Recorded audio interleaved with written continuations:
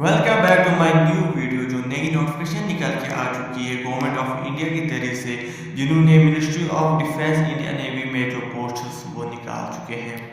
आपको इस वीडियो में पूरी मालूमात हासिल हो जाएगी, तो वीडियो को आखिर तक जरूर देखना। इसमें आपको सब कुछ पता चल जाएगा कि आपको अप्लाई कैसे करना है, आपकी क्वालिफिकेशन क्या रहने वाली है। आपको इस वीडियो में या इस एप्लीकेशन में जो आप फॉर्म भरेंगे, इसमें आपकी एज रिलैक्सेशन क्या रहने वाली है, आपकी एज लिमिट क्या होने वाली है अप्लाई करने के लिए। पहले बात करें तो इसमें लिखा गया है कि only online application will be accepted. ये कोई ऑफलाइन नहीं है, आपको ऑनलाइन ही रजिस्टर या अप्लाई करना होगा। इसमें अगर पोस्ट्स की बात की जाए, नेम ऑफ पोस्ट की बात की जाए, तो चार्ट्समैन एम्यूनिकेशन वर्कशॉप की बात करें तो इन्होंने अलग अलग कैटेगरीज में ये सब पोस्ट्स डिवाइड की हैं। अलग अलग वैकेंसीज है, बहुत सी वैकेंसीज एक ग्रुप में दी गई है, इन्होंने अलग अलग इनको डिवाइड करके रखा है। यहाँ पर पहले नेम ऑफ पोस्ट की बात करूंगा। चार्ट्समैन एम्यूनिकेशन वर्कशॉप की बात करें तो इसमें यूआर कैटेगरी जो होती है उनके लिए 12 वैकेंसी रखी गई है। यहाँ पर एससी के लिए 3 वैकेंसी अवेलेबल है, एसटी की बात की जाए तो उसके लिए 2 वैकेंसी अवेलेबल है, ओबीसी के लिए 4 वैकेंसीज है, ईडब्ल्यूएस के लिए 1 वैकेंसी अवेलेबल है। यहाँ पर इसका टोटल अगर करें तो 22 वैकेंसी चार्ट्समैन एम्यूनिकेशन वर्कशॉप में अवेलेबल है। यही दूसरी की जाने बात करें तो चार्ट्समैन फैक्ट्री की बात करें तो इसमें यूआर के लिए 9 वैकेंसीज अवेलेबल है, एससी के लिए 3 वैकेंसीज अवेलेबल है, एसटी की बात करें तो इसके लिए 1 वैकेंसी अवेलेबल है, ओबीसी कैटेगरी जो आप जानते होंगे उसके लिए 5 वैकेंसीज अवेलेबल है, ईडब्ल्यूएस के लिए 2 वैकेंसीज अवेलेबल। अगर कुल तादाद इनकी देखी जाए तो इसके लिए 20 वैकेंसी चार्ट्समैन फैक्ट्री के लिए जो पोस्ट है उसके लिए 20 वैकेंसीज अवेलेबल है।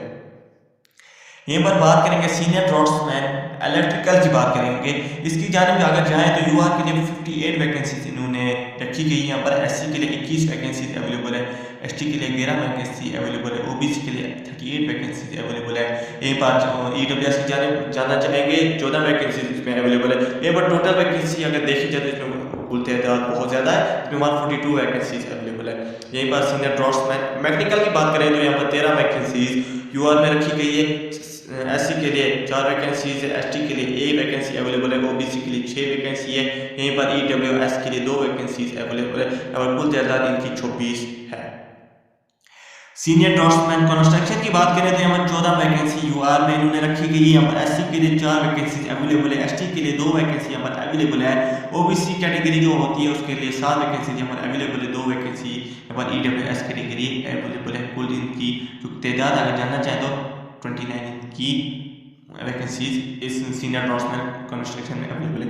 यहीं पर बात अगर सीनियर ड्राफ्ट्समैन कार्टोग्राफिक की बात की जाती है, यहाँ यूआर कैटेगरी के लिए इन्होंने 7 वैकेंसी जो अवेलेबल है। एससी के लिए अगर बात की जाए तो यहाँ पर 1 वैकेंसी इन्होंने रखी गई है सीनियर ड्राफ्ट्समैन कार्टोग्राफी पोस्ट में। तो एसटी के लिए कोई वैकेंसी यहाँ पर नहीं है, ओबीसी के लिए 2 वैकेंसी यहाँ पर अवेलेबल है, ईडब्ल्यूएस के लिए 1 वैकेंसी यहाँ पर अवेलेबल है। टोटल यहाँ पर 11 वैकेंसी इन्होंने रखी गई है। सीनियर ड्राफ्ट्समैन आर्मामेंट की बात करें तो यूआर कैटेगरी 18 वैकेंसी अवेलेबल है, एससी के लिए 8 वैकेंसी अवेलेबल है, एसटी के लिए 4 वैकेंसी यहाँ पर अवेलेबल है, ओबीसी के लिए 13 वैकेंसी यहाँ पर अवेलेबल है, ईडब्ल्यूएस के लिए यहाँ पर 7 वैकेंसी अवेलेबल है। कुल यहाँ पर 50 वैकेंसी जो पोस्ट है सीनियर ड्राफ्ट्समैन आर्मामेंट के लिए यहाँ पर 50 वैकेंसी अवेलेबल है। उसी जानिब अगर दूसरी की हम जाएंगे तो यहाँ पर ट्रेड्समैन मेट में जो अलग एक कैटेगरी इन्होंने रखी, जनरल सेंट्रल सर्विस की बात करें तो जीसीएस ग्रुप सी की नॉन गैजेटेड इंडस्ट्रियल पे बैंड एज पर स्वयं सीपीसी लेवल 1। अगर फीस की बात करें तो 18,000 से लेकर 56,900 आपकी इन्होंने सैलरी का हिसाब कर रखा है। यहाँ पर इसी जाने थोड़े बहुत पोस्ट इन्होंने दिए, कमांड में इन्होंने थोड़े बहुत पोस्ट दिए। यहाँ पर कमांड की जानिब अगर जाए तो यहाँ पर डिस्ट्रीब्यूशन ऑफ वैकेंसीज इन्होंने डिस्ट्रीब्यूट कर चुके हैं। यहाँ पर कमांड की तरफ अगर जाए तो ईस्टर्न नेवल कमांड की तरफ पहली जो पोस्ट इन्होंने दी है, यूआर के लिए 5 कैटेगरी 5 वैकेंसी अवेलेबल है, एससी के लिए कोई वैकेंसी यहाँ पर अवेलेबल नहीं है, एसटी के लिए 3 वैकेंसी यहाँ पर अवेलेबल है ईस्टर्न नेवल कमांड में, ओबीसी के लिए कोई वैकेंसी यहाँ पर अवेलेबल नहीं, ईडब्ल्यूएस के लिए कोई 1 वैकेंसी यहाँ पर अवेलेबल है। टोटल 9 वैकेंसी यहाँ पर अवेलेबल है। अब अगर वेस्टर्न नेवल कमांड की बात की जाए तो यहाँ पर सबसे ज़्यादा वैकेंसीज है वो इसी में अवेलेबल है। यहाँ पर इन्होंने 235 वैकेंसी यूआर के लिए रखी गई है वेस्टर्न नेवल कमांड में। WNC में इन्होंने रखी गई है 235 जो वैकेंसी है वो यूआर में रखी गई है। 96 वैकेंसी एससी में रखी गई है, 60 वैकेंसी हमारे एसटी में रखी गई, 117 वैकेंसी जो किसी में नहीं थे वो इसमें रखी गई ओबीसी में। ईडब्ल्यूएस की बात करें तो 57 वैकेंसी EWS में रखी गई कुल 565 वैकेंसी इन्होंने रखी है यहाँ पर WNC में। SNC की बात करें, साउदर्न नेवल कमांड की बात करें तो यहाँ पर UR के लिए 14 वैकेंसी इन्होंने रखी गई है, SC के लिए 5, ST के लिए 3, OBC के लिए 10, EWS के लिए 4, कुल 36 वैकेंसी इन्होंने रखी है SNC के लिए।